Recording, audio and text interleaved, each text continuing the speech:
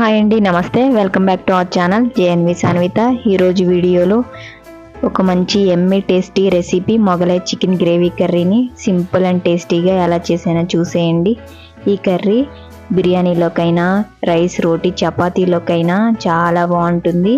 నిజానికి మనం రెగ్యులర్గా చేసే చికెన్ కర్రీ లాగా మసాలా ఘాటుగా, కారంతో స్పైసీగా ఉండదు. చాలా క్రీమీ టెక్స్చర్తో చాలా బాగుంటుంది. ముందుగా చికెన్ తెచ్చుకోగానే నీట్గా క్లీన్ చేసుకుని ఉప్పు, పసుపు వేసి మ్యారినేట్ చేసుకోవాలి. ఇలా మ్యారినేట్ చేసుకోవడం వల్ల చికెన్ ఫ్రై చేసుకున్న, కర్రీ చేసుకున్న టేస్ట్ చాలా బాగుంటుంది. ముక్క అనేది జ్యూసీగా ఉంటుంది. ఇప్పుడు ఉప్పు, పసుపు వేసి మ్యారినేట్ చేసుకున్నాం కాబట్టి దీనిలోనే కొంచెం మిరియాల పొడి, కొంచెం అల్లం వెల్లుల్లి పేస్ట్ వేసి కాసేపు కలిపి ఒక అరగంట పక్కన పెట్టుకోవాలి. తర్వాత ఒక గ్రేవీ కోసం ఒక అరకప్పు దాకా టమాటా ముక్కలను తీసుకోవాలి. మిక్సీ జార్లోకి 2 టేబుల్ స్పూన్ జీడిపప్పును కూడా యాడ్ చేసుకోవాలి. దీనిలోకి 2 టేబుల్ స్పూన్ పెరుగును కూడా యాడ్ చేసుకుని దీనిని మెత్తటి పేస్ట్లా గ్రైండ్ చేసుకోవాలండి. ఇలా గ్రైండ్ చేసుకుని పక్కన పెట్టుకున్న తర్వాత కర్రీ కోసము గిన్నె పెట్టుకుని 2 టేబుల్ స్పూన్ ఆయిల్ హీట్ చేసుకోవాలి.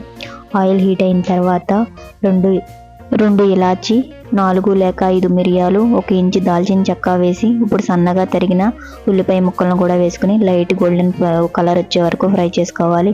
ఇలా కలర్ మారిన తర్వాత ఒక టీ స్పూన్ అల్లం వెల్లుల్లి పేస్ట్ కూడా యాడ్ చేసుకుని అల్లం వెల్లుల్లి పేస్ట్ పచ్చి వాసన పోయే వరకు ఇలా ఫ్రై చేసుకోవాలండి. ఇలా ఫ్రై చేసుకున్న తర్వాత ముందుగా మనం మ్యారినేట్ చేసుకున్న చికెన్ కూడా యాడ్ చేసుకుని ఒకసారి బాగా కలుపుకోవాలి. ఇప్పుడు దీనిలోకి 1/2 టీ స్పూన్ పసుపు, ఒక full tablespoon salt, 1 teaspoon జీలకర్ర పొడి, 1 టీ స్పూన్ ధనియాల పొడి, 1/2 టీ స్పూన్ కారం యాడ్ చేసుకుని బాగా కలుపుకోవాలి. నిజానికి ఈ మొగలై చికెన్ కర్రీలో కారం అనేది యూజ్ చేయరు. ఈ మొగలై చికెన్ కర్రీ అనేది ఇంకా 2-3 రకాలుగా కూడా చేయొచ్చు. ఆ వీడియోస్ కూడా నేను త్వరలో పోస్ట్ చేస్తాను. ఇప్పుడు ముందుగా గ్రైండ్ చేసుకున్న పేస్ట్ని వేసి ఇదే మిక్సీ జార్లో కొన్ని వాటర్ పోసుకొని ఈ గ్రేవీ మొత్తాన్ని బాగా ఒకసారి కలుపుకోవాలి.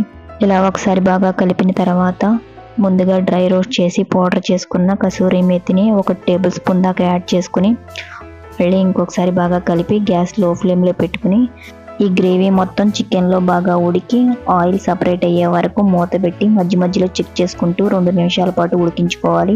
2 నిమిషాల తర్వాత ఇలా ఆయిల్ సపరేట్ అవుతూ ఉంటుంది. ఈ స్టేజ్లో 2 టేబుల్ స్పూన్ దాకా ఫ్రెష్ క్రీమ్ని యాడ్ చేసుకోవాలి. ఈ కర్రీకి ఫ్రెష్ క్రీమ్ టేస్ట్ చాలా బాగుంటుంది.